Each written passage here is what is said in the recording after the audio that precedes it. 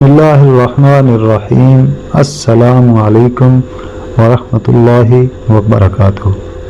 حضرت سیدنا ربیع بن سلیمان رحمۃ اللہ تعالی علیہ فرماتے ہیں، ہم دونوں بھائی ایک قافلے کے ساتھ حج کے لیے روانہ ہوئے۔ جب کوفہ پہنچے تو میں کچھ خریدنے کے لیے بازار کی طرف نکلا۔ راہ میں یہ عجیب منظر دیکھا کہ ایک ویران سی جگہ پر ایک مردار پڑا تھا اور ایک مفلوج الحال عورت چاقو سے اس کے گوشت کے ٹکڑے کاٹ کاٹ کر ایک ٹوکری میں رکھ رہی تھی۔ میں نے خیال کیا کہ یہ مردار گوشت لیے جا رہی ہے، اس پر خاموش نہیں رہنا چاہیے۔ ممکن ہے کہ یہ کوئی پٹیارن ہو کہ یہی پکا کر لوگوں کو کھلا دے۔ میں چپکے سے اس کے پیچھے ہو لیا۔ وہ عورت ایک مکان پر آ کر رکی، دروازہ کھٹکھٹایا، اندر سے آواز آئی، کون؟ اس نے کہا، کھولو، میں ہی بدحال ہوں۔ دروازہ کھلا اور اس میں سے 4 لڑکیاں آئیں جن سے بدحالی اور مصیبت کے آثار ظاہر ہو رہے تھے۔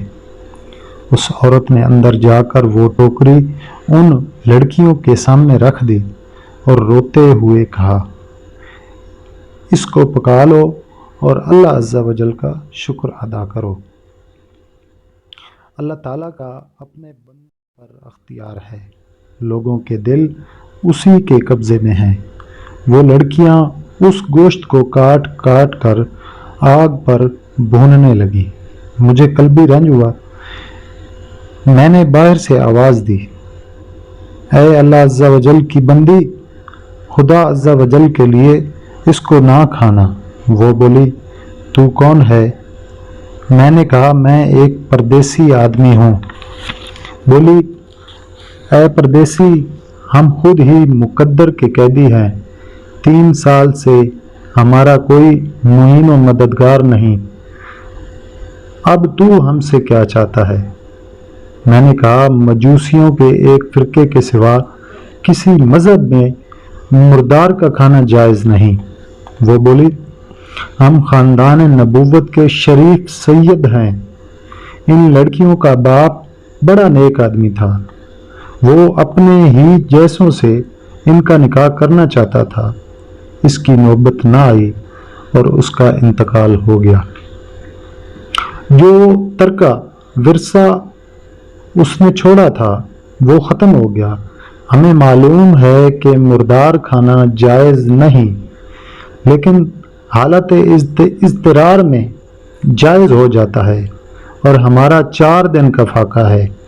خاندان سادات کے دردناک حالات سن کر مجھے رونا آ گیا اور میں انتہائی بے چینی کے ساتھ وہاں سے واپس ہوا۔ میں نے بھائی کے پاس آ کر کہا کہ میرا حج کا ارادہ نہیں ہے۔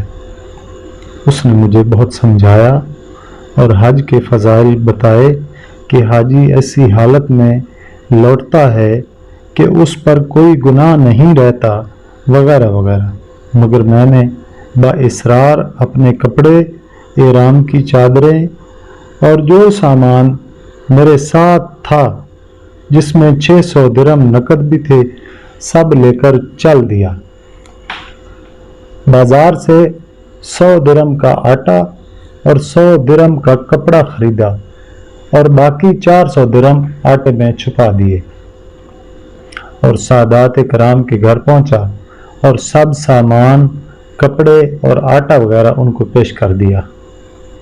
اس عورت نے اللہ تعالیٰ کا شکر ادا کیا اور اس طرح دعا دی، اے ابن سلیمان، اللہ عز و جل تیرے اگلے پچھلے سب گناہ معاف کرے اور تجھے حج کا ثواب اور اپنی جنت میں جگہ عطا فرمائے، اور اس کا ایسا بدلہ عطا کرے جو تجھ پر بھی ظاہر ہو جائے۔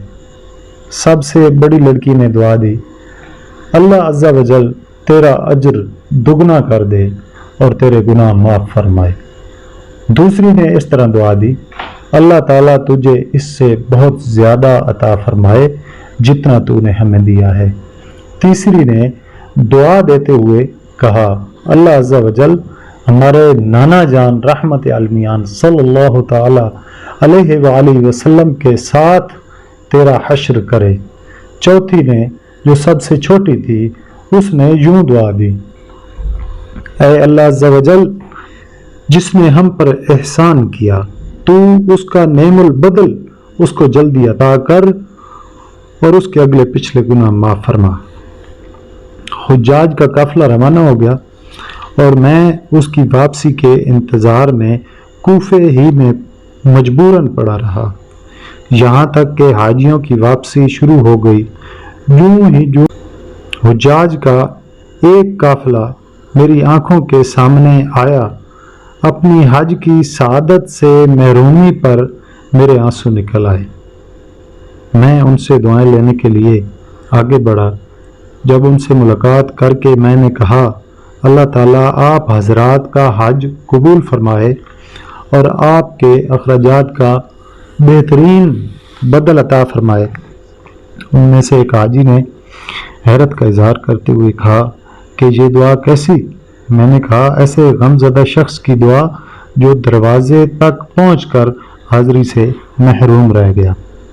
وہ کہنے لگا بڑے تعجب کی بات ہے کہ آپ وہاں جانے سے انکار کرتے ہیں۔ کیا آپ ہمارے ساتھ عرفات کے میدان میں نہیں تھے؟ کیا آپ نے ہمارے ساتھ شیطان کو کنکریاں نہیں ماری تھی؟ اور کیا آپ نے ہمارے ساتھ طواف نہیں کیے؟ میں اپنے دل میں سوچنے لگا کہ یقیناً یہ اللہ عز و جل کا خصوصی لطف و کرم ہے۔ اتنے میں میرے شہر کے حاجیوں کا قافلہ بھی آ پہنچا۔ میں نے ان سے بھی کہا کہ اللہ تعالیٰ آپ کو خوش نصیبوں کی صحیح مشکور فرمائے اور آپ کا حج قبول کرے۔ وہ بھی حیران ہو کر کہنے لگے آپ کو کیا ہو گیا ہے؟ یہ اجنبیت کیسی؟ کیا آپ عرفات میں ہمارے ساتھ نہ تھے؟ کیا ہم نے مل جل کر رمی جمرات نہیں کی تھی؟ ان میں سے ایک حاجی صاحب آگے بڑھے اور میرے قریب آ کر کہنے لگے کہ بھائی انجان کیوں بنتے ہیں؟ ہم مکہ مدینے میں اکٹھے ہی تو تھے۔ یہ دیکھیے جب ہم روضہ اطہر کی زیارت کر کے باب جبریل سے باہر آ رہے تھے تو اس وقت بھیڑ کی وجہ سے آپ نے یہ تھیلی مجھے بطور امانت دی تھی جس کی مور پر لکھا ہوا تھا من اعمالنا ربح، یعنی جو ہم سے معاملہ کرتا ہے نفع پاتا ہے۔ یہ لیجیے اپنی تھیلی۔ حضرت ربیع رحمۃ اللہ تعالی علیہ فرماتے ہیں کہ خدا کی قسم میں نے اس تھیلی کو اس سے پہلے کبھی نہیں دیکھا۔ خیر میں نے تھیلی لے لی، عشاء کی نماز پڑھ کر اپنا وظیفہ پورا کیا اور لیٹ گیا۔ سوچتا رہا کہ آخر قصہ کیا ہے۔ اسی میں نیند نے گھیر لیا۔ میری ظاہری آنکھ تو کیا بند ہوئی، دل کی آنکھ کھل گئی۔ الحمدللہ میں خواب میں جناب رسالت مآب صلی اللہ تعالی علیہ وآلہ وسلم کے دیدار سے شرف یاب ہوا۔ میں نے اپنے مکی مدنی آقا صلی اللہ تعالی علیہ وآلہ وسلم کی خدمت بابرکت میں سلام عرض کیا اور دست بوسی کی۔ شاہ خیر الانام صلی اللہ تعالی علیہ وآلہ وسلم نے تبسم فرماتے ہوئے سلام کا جواب دیا اور فرمایا اے ربیع ہم کتنے گواہ قائم کریں اور تم ہو کہ قبول ہی نہیں کرتے۔ سنو بات یہ ہے کہ جب تم نے اس خاتون پر جو میری اولاد میں سے تھی احسان کیا اور اپنا زاد راہ ایثار کر کے اپنا حج ملتوی کر دیا تو میں نے اللہ سے دعا کی کہ وہ اس کا نعم البدل تمہیں عطا فرمائے، تو اللہ تعالیٰ نے ایک فرشتہ تمہاری صورت پر پیدا فرمایا اور حکم دیا کہ وہ قیامت تک ہر سال تمہاری طرف سے حج کرے، نیز دنیا میں تمہیں یہ عوض یعنی بدلہ دیا کہ 600 درہم کے بدلے 600 دینار یعنی سونے کی اشرفیاں عطا فرمائی۔ تم اپنی آنکھ ٹھنڈی رکھو۔ پھر حضور فیض گنجور صلی اللہ تعالی علیہ وآلہ وسلم نے تھیلی کی مور پر لکھے ہوئے مبارک الفاظ ارشاد فرمائے من عامل نا ربح، یعنی جو ہم سے معاملہ کرتا ہے نفع پاتا ہے۔ حضرت ربیع رحمۃ اللہ تعالی علیہ فرماتے ہیں کہ جب میں سو کر اٹھا اور اس تھیلی کو کھولا تو اس میں 600 سونے کی اشرفیاں تھیں۔ سبحان اللہ وما علینا الا البلاغ المبین۔